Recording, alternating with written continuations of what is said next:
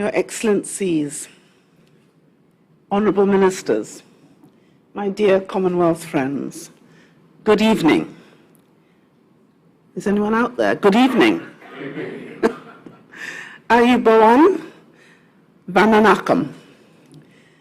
May I say what a pleasure it is to be with you and personally thank, if I may, President Wickrem Singh for his kind invitation to join you here today and for Sri Lanka's deep friendship and commitment to the Commonwealth. This is my third visit to Sri Lanka since taking office as Secretary General. And this wonderful, beautiful Sri Lanka, famous and proud nation, situated in the very heart of the Indian Ocean, is very special to our family. A nation which, ever since the decisive step into independence in 1948, has played a role in the world which outstrips its size. The Sri Lanka, which blazed a trail in electing the world's first woman Prime Minister. The Sri Lanka, which attained admirable high social indicators in areas such as literacy and infant mortality, and set an example to the world by eliminating malaria. The Sri Lanka, which helped to found the Commonwealth in 1949, which provided skilled diplomats of the highest order to the United Nations and the Commonwealth in service of the world, and which brought the Commonwealth together by hosting our heads of government meeting in 2013. The Sri Lanka, which showed its tremendous talents and prowess when it won the Cricket World Cup. Morali's record of 800 international wickets may never be broken, save except by a West Indian cricketer. And I say that as the daughter of a West Indian cricketer who once had the privilege to play with Vivi Richards' father because they were best friends. So you can see why we think we'll give you a bit of run for your money. I know that Sri Lanka has felt, indeed continues to feel, the weight of political and economic pressure. I was privileged to talk to young people from Sri Lanka's Federation of Youth Clubs, and I really understand what they told me. Pressure can be hard to bear. It can be destabilizing, isolating, frightening. And I am here because I want every Sri Lankan to know that you are not alone. You are part of this special, precious Commonwealth family. As a family, we have a responsibility for one another, a duty to each other, a shared love and a shared journey. And you are not alone in the nature of the challenges you face. I travel all around the Commonwealth and the wider world. And whilst every country's direct experience and circumstances are different, there are similar challenges everywhere. You may feel as though you are living in a country under pressure, but the reality is that we are all living in a world under pressure. All of us, tightly bound by a tangled knot of crises spanning global systems. A world living with the social, political, and economic consequences of COVID-19. A world crippled by debt, rising inflation, and high interest rates, spiraling costs of food and energy. We are grappling with the tremors of instability and conflict. And all the time, we are buffered by the increasingly harsh impacts of climate change. Each of these challenges can be categorized as grave and serious crises. Taken together, they have been given a name, the Polycrisis. The global crises interconnect, intertwine, and worsen one another. What we feel in our lives is the relationship between these crises and the unique political, economic, social, and geographical circumstances of the societies in which we live. The shocks are disparate, but they interact, so the whole is greater than the sum of its parts. They combine and accelerate to amplify existing social, political, and economic inequalities and bring forward the tipping point for conflict. Their effect is acute bursts of pain, combined with the gradual worsening of collective human prospects. It is a grim reality, but the world has faced grave challenges before. What defines our present predicament as unique is the lack of single causes and single fixes, and the way in which human activities have pushed the planet's ecological systems so far out of balance that all other global systems are in danger. From the production of food and energy to finance, trade, international security. What makes it so intractable is the dilemmas it creates, where attempts to resolve one crisis worsens another. For example, when poverty reduction measures increase fossil fuel emissions, or where even the definition of a problem is contested, such as the conflict between nations, and there is no clear path to resolution. How do we respond to these challenges? What role is there for the Commonwealth in the eye of such a storm? It is clear to me that meeting the polycrisis requires a level of international political and economic cooperation which is unprecedented in this century. Yet they are manifest at a time where the multilateral system is under huge, I would say immense pressure. Indeed, the pressure that the polycrisis contribute to that pressure. And the world feels as though it is fracturing.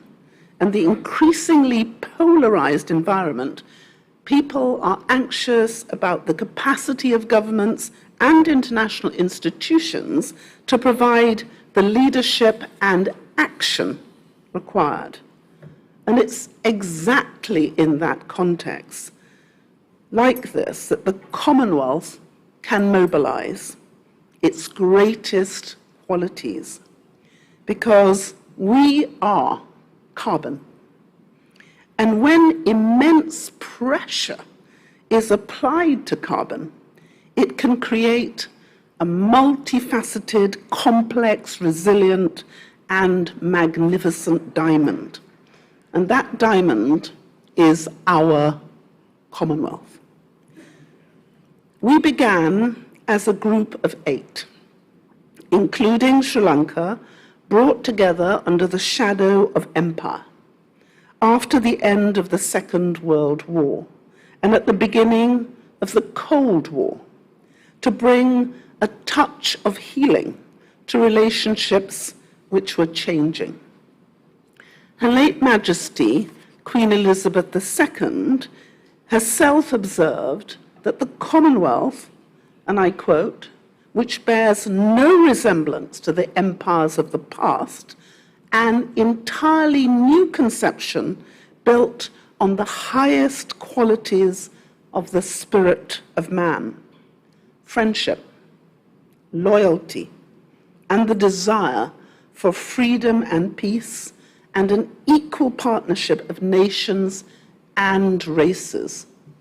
It's really important that we remember that was 1953, and the Commonwealth was the only international organization talking about equality between races. And I believe she was right. Today, the Commonwealth stands as a voluntary association of 56 independent sovereign states spread across 5 continents and 6 oceans. 2.5 billion people, 60% of whom are under the age of 30. We encompass around 1/3 of the world's population. We comprise developed and developing countries, island states and landlocked states, some of the largest populations of any country in the world, and some of the smallest. 5 of the 10 fastest growing cities on the planet, and some of the most remote indigenous communities. 33 of our members are small states, of which 25 are small island developing states. But look at the Indian Ocean. 14 of our members come from the Indian Ocean. 15 of our 56 members retain constitutional links with the monarchy of the United Kingdom. 36 are republics. 5 have monarchies of their own. And 4 were never part of the British Empire. Most recently in Kigali, Togo, and Gabon joined us. And that is an extraordinary thing to happen, because they were welcomed by all of the heads of government in Kigali, because it was the right place to be. Each is different, with different history and different experiences, but each is united in active, engaged membership of the modern Commonwealth, bound by the blend of practical advantages, common interest, shared values, which makes the Commonwealth absolutely unique. And rising from all of this is an essential truth. We are the world's largest association of democratic nations, and the most significant grouping of countries in the history of the world, which is bound, above all, by values to which we all aspire, and the values enshrined in our beloved Charter. The strength of our combination of advantages, interests, and values shines in the fact that whilst the multilateral system is under strain, the Commonwealth as a multilateral organization is growing, precisely because of what we stand for and what we can deliver. We have never been greater in number than we are today, and many countries are asking, even now, to join us. So we know that the Commonwealth story has its origins in empire. At times, we still feel the scars of old hurts and resentments. But our ability to bring leaders together today as equals underlines our strength and value. The Commonwealth provides a continuous connection between countries separated by geography. In no other multilateral setting can Sri Lanka engage so regularly, so easily, so intimately, so closely to build relationships in Africa or the Caribbean or Europe or North America. We have difficult conversations in a constructive spirit, and we face the world's challenges together. It is a unique organization in our world, and it has been a hallmark of the Commonwealth. For decades, we have demonstrated a remarkable ability to confound our history, and at difficult times, to look crisis and challenge in the face, and to call it what it is, to call injustice what it is. And we can see in our collective refusal to turn a blind eye to apartheid. You can see it in the groundbreaking Lusaka Declaration on Racism in 1979. You can see it in the Lankawi Declaration on the Environment in 1989. The leaders' statement on climate change ahead of the Paris Agreement in 2015. It's so easy to forget that Paris Agreement seemed so far away. And yet it was in Malta that we agreed to go together to Paris and fight for an enforceable agreement, 2 degrees and 1.5 degrees as our target, aspirationally. We did that in November. In Paris, what did they then agree? Enforceability, 2 degrees and a 1.5 aspirational target. But where was that deal for the world brokered? It was brokered round the table of our Commonwealth family, because everybody was there. Everybody was represented. Everybody had their say. And then we look at the leader's statement, and it echoed the hopes of the whole world, not just the hopes of our Commonwealth nations. And in the landmark reference to loss and damage in 2022 Chogam and Kigali, which was unique, but it set the tone in the global agreement that came in COP27. 27 years we had been asking about loss and damage, 27 years. And it was only when the Commonwealth leaders bravely put loss and damage in their communique that in Sharm el-Sheikh we heard the echo of the Commonwealth in the communique from the rest of the world, and we delivered together, all of us, globally, loss and damage for the first time. So you can see in the Commonwealth Charter, which celebrates its 10th anniversary this year, and you can see it also in our continuous, tireless fight for the small and the vulnerable and the marginalized. These interventions have been groundbreaking and often shifted the dial. So today, in the face of the challenges which are thrust upon us, we must take courage to break new ground and shift the dial again. The collective resolve of Commonwealth heads of government to do exactly that, this was there once again in Kigali last year.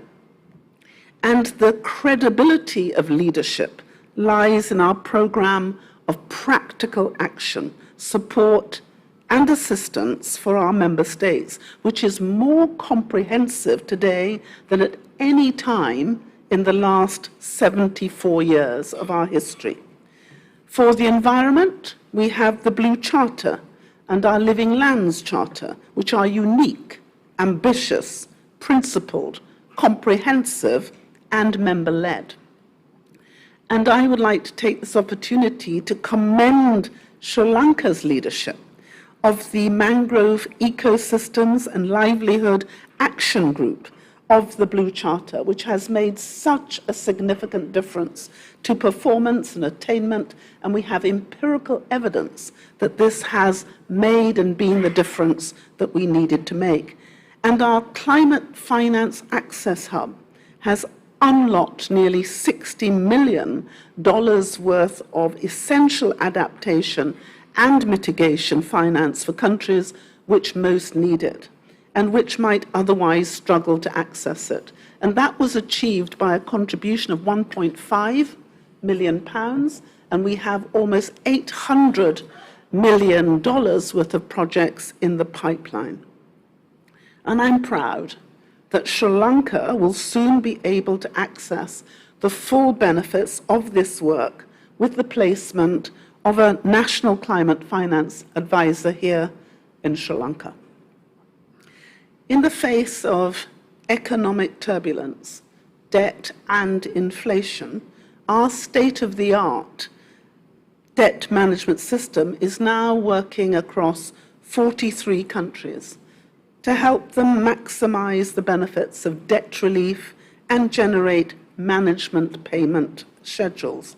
And our trade and investment advantages continue to be real examples of the benefits of Commonwealth membership.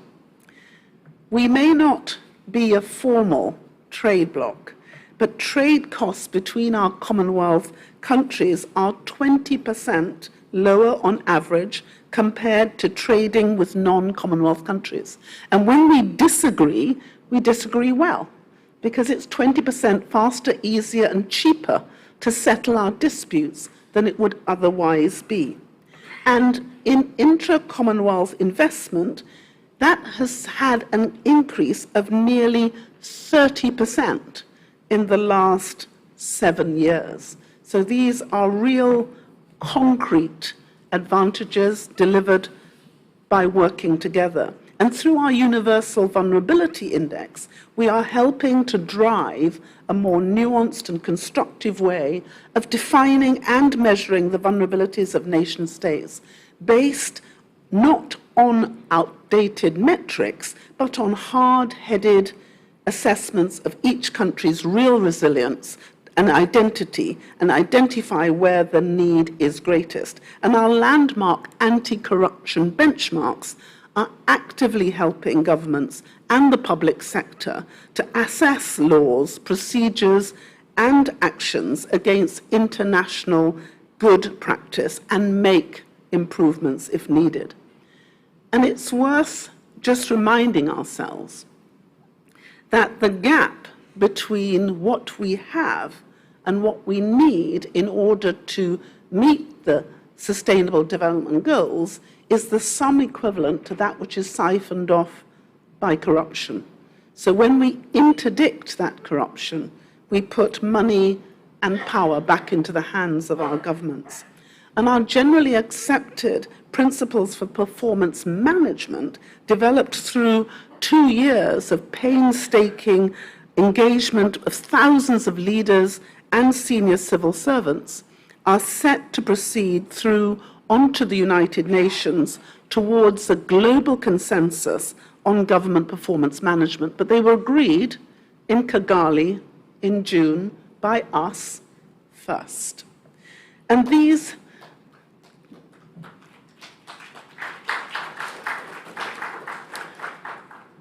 principles may not grab the headlines, but they are the mother of all reform and the foundation for good government. And this is one example of the Commonwealth leadership in the world. And through our Commonwealth Says No More campaign and our economic empowerment efforts, our work to end violence against women and to bring peace in our home and to enable women to participate fully in political life, in reaching more and more every day. And it is vital because there can be no peace, no true peace, no fair prosperity without women's safety and women's empowerment.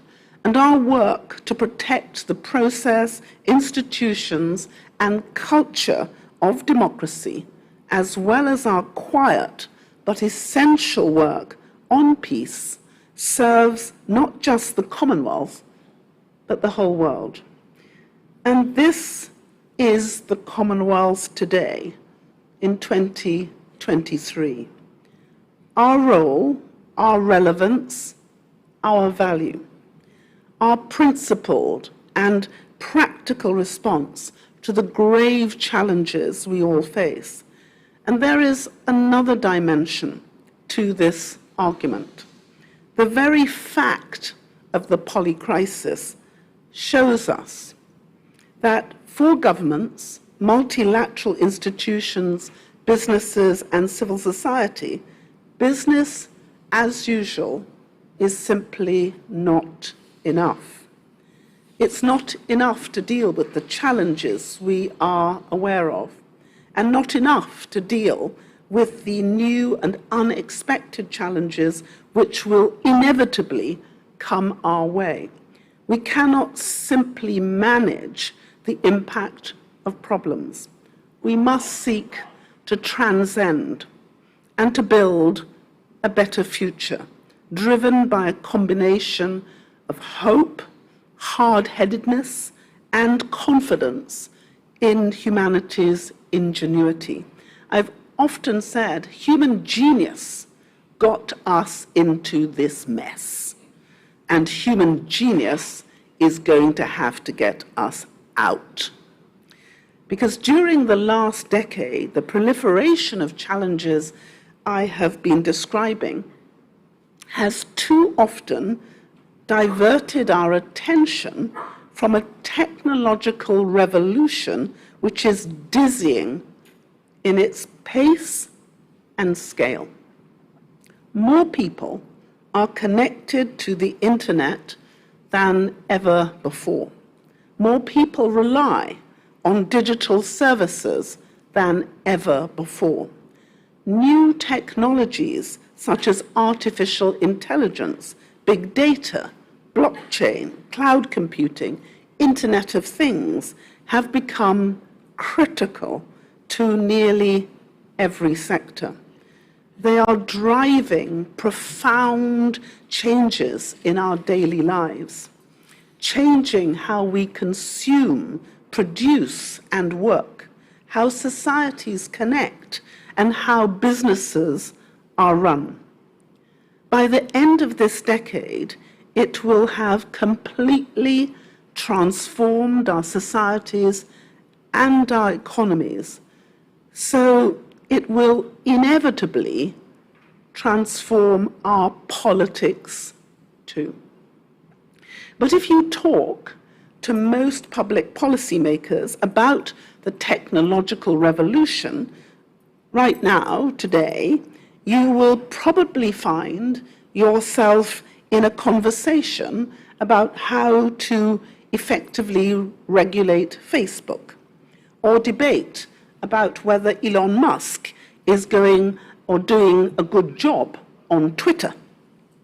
Now, these conversations are important, but they miss the wider point, and they sidestep the purpose.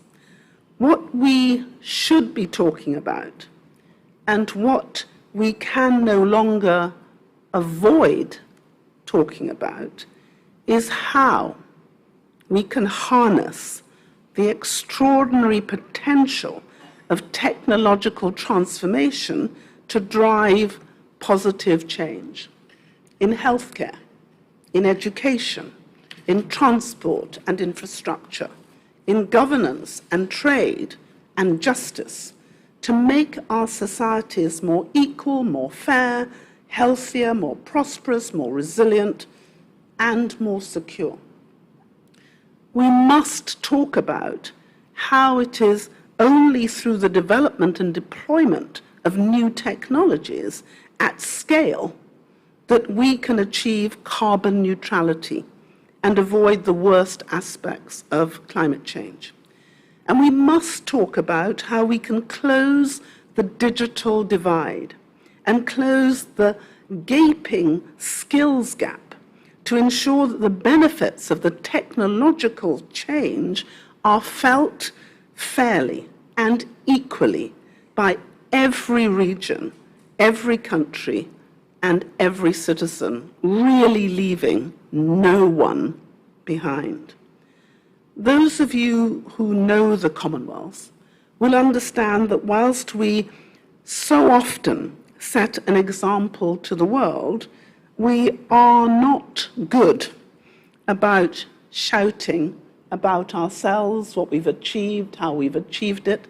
We tend to be quiet, we tend to be understated, and we tend quite often to be silent about how we have achieved things that other people think are unattainable and quite remarkable. And those of you who know me will understand that I love to build comity, not only between countries, but peoples and institutions and sectors. In Africa, apparently, I'm known as Mama Pro Bono. And that's because I'm full of woe and I have no money. But I'm also always looking for friends who are burdened with money, burdened with intellect, burdened with experience and expertise, and friends who are willing to share. And I know many of those friends are in this room tonight. And so let me invite you to unburden yourself of your wisdom, your knowledge, your expertise, and even if you are truly weighed down, please unburden yourself of your money. Because the Commonwealth together can do some remarkable things. And we will. Because we need today real, concrete partnership. And that's what the Commonwealth has always been about. If you look at our charter, partnership is in the preamble. It says, we the people. We the people. And we need each other more today than ever before. We need to build real partnerships which will generate public good, not for ourselves simply, but for each other. And unless we do that, we will not be able to meet the challenges with which we are now faced. The Commonwealth has always led on partnership. It's leading still, and will continue to lead on this vital work. It is our modus operandi, our raison d'être. And to know us is to understand that. And we have an ability to co-create the solutions that are needed for this very complex and challenging time in our world. And we can only do that by continuing to build the partnerships with our friends. And this is how real change is made. The partnerships we have with the UN, Antonio Guterres, with Dr. Tedros, with Amina Mohammed, with the UNCTAD, with Rebecca Greenspan, all of the memorandum of understanding we have with the development banks, the African Development Bank, the Caribbean Development Bank, all of these are essential partnerships if we are to deliver together. And this is what change looks like. We're no longer competing against each other. We're competing with each other to overcome the challenges we jointly face. And if we are not strong, we won't succeed. But the truth is, we are strong. We are resilient. We are determined. And we will succeed. And the history tells us that is who we are. In Kigali last June, our leaders, many of whom are great, not only in name but in nature, focused on the transformative potential of technology for every sector and committed to addressing both the digital divide and the digital skills gap. And by the end of November, Commonwealth law ministers who met in Mauritius had agreed a paradigm shift in the delivery of justice throughout the Commonwealth, adopting a new framework which would harness technology and digitalization to meet the challenges of today and tomorrow, from the use of online hearings to clear caseload backlogs, to the use of artificial intelligence to deliver dramatic improvements in the speed, access to, and quality of legal solutions. And soon, we are going to have the ability to have a framework, legislation and regulation, which will help us to better monitor the digital space. It is likely, once again, to be a first. And if R56 gets this right, and I reasonably anticipate they will, we will now have the global framework within our hands. And soon our Commonwealth health ministers, trade ministers, finance ministers, and education ministers will meet to debate and adopt similar shifts in their own sectors and collective efforts. And today I had the privilege of speaking to the environmental minister here in Sri Lanka. And something tells me that we may be having an environmental ministers meeting to see how we deliver together on the 2030 agenda. And through our partnership with Simply Learn and Intel, we will be training tens of thousands of young people across the Commonwealth in digital skills, and our officials, equipping them with the knowledge and confidence they need, not just to survive in a technological revolution, but to thrive in it, indeed to shape it. And by the time we reach the next Commonwealth Heads of Government meeting next year in Samoa, we will have developed the world's most dynamic and comprehensive political and economic framework for harnessing the best of technological change to deliver real results for all our 56 countries. That's the 2.5 billion people. A smart Commonwealth, a connected Commonwealth, an innovative, successful Commonwealth. Because of our natural advantages and unique blend of strengths, the Commonwealth is uniquely placed to achieve this.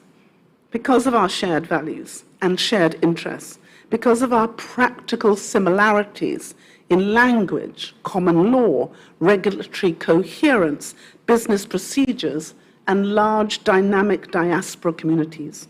And above all, because the values to which we all aspire, and these values of peace and justice, of tolerance, respect, and solidarity, and our role as the foremost international champion of small and vulnerable states, are an enduring responsibility. They express a vision for the world that will outlast all of us. They make us different. They make us special. I believe profoundly that taken together, They mean that the Commonwealth today, in 2023, is not simply a part of the international system, it's a beacon within it. In the face of the Polycrisis, it is our responsibility to ensure that we do not simply honor these values, but that we ensure we shape the choices we make in the face of profound global change and challenge. Because values matter most when they are put to the test. And I can tell you I'm extremely proud to be your Secretary General at this time in our history.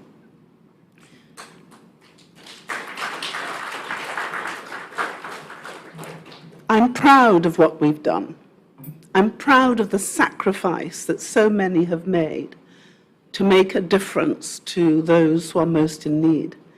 And I'm proud that the Commonwealth leaders were able to choose a girl from a small island state. My country of birth has only 72,000 people. So it's said when you have a Dominican in the room, you have a large percentage of my population. And I come from a very small village, St. Joseph in Dominica. One, as you've heard, of 12 children. I'm my parents' 10th only child, because they said they only had one of each of us. 5 girls and 7 boys. I came into the Commonwealth, born in 1955, although I'm only 21, at a time of division and change when being a woman meant that you had fewer prospects. Being black meant you had fewer still. Coming from the Caribbean meant you could play cricket. But in terms of opportunity, there was none.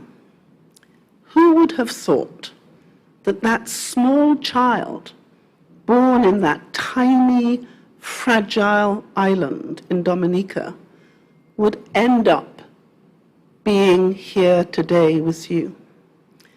And let me tell you why I think that's been so important.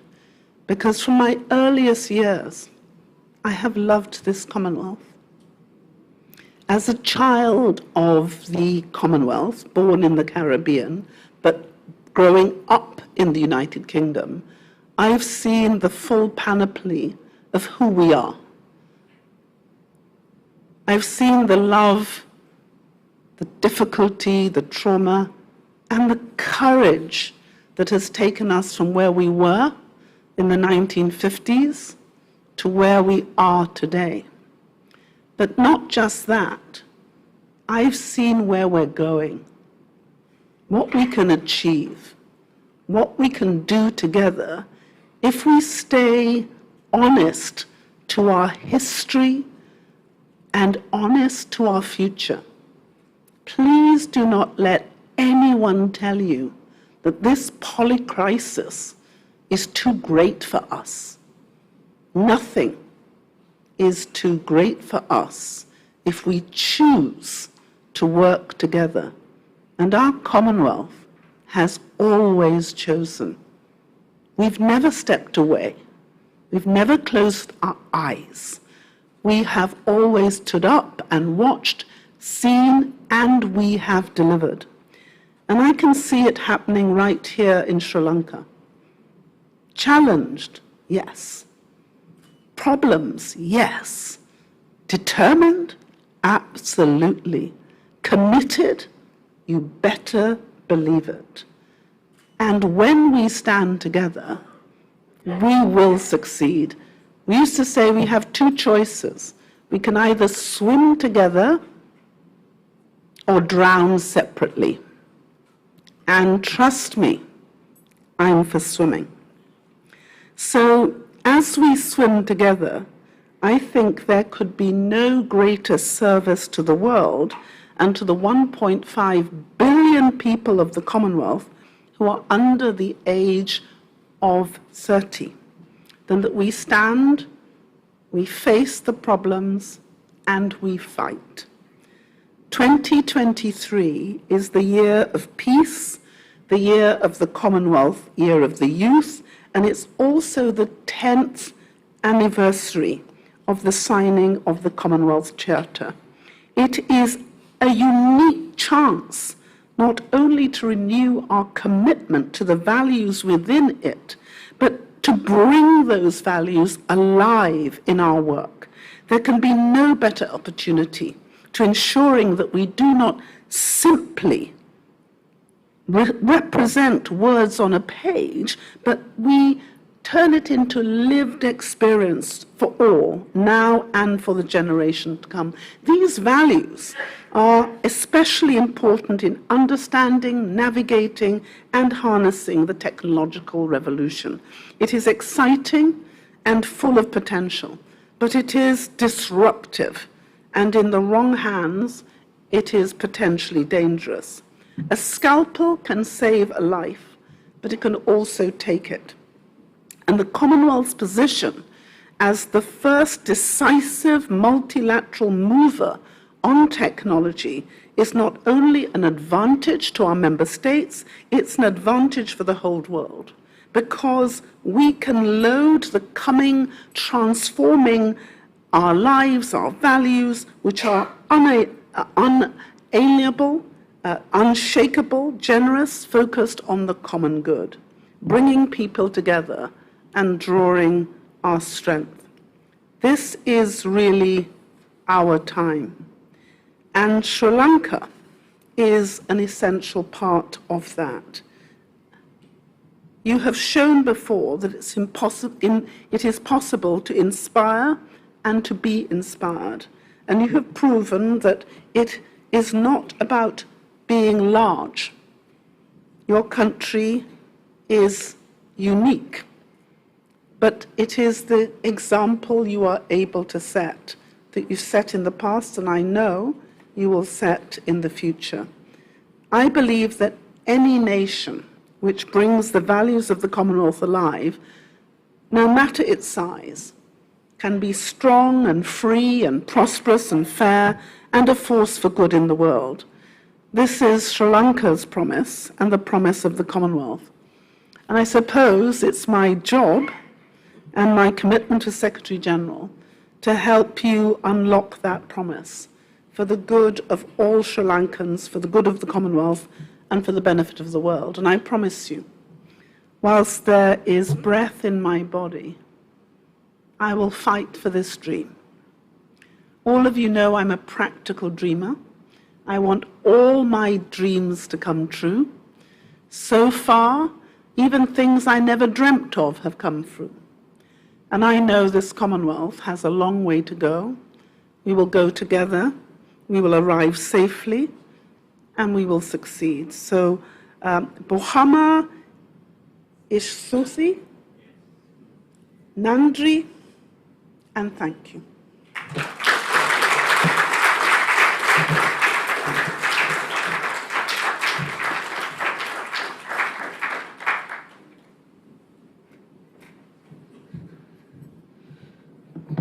Thank you, Commonwealth Secretary General, for your insightful lecture. It truly is always a pleasure to hear from you.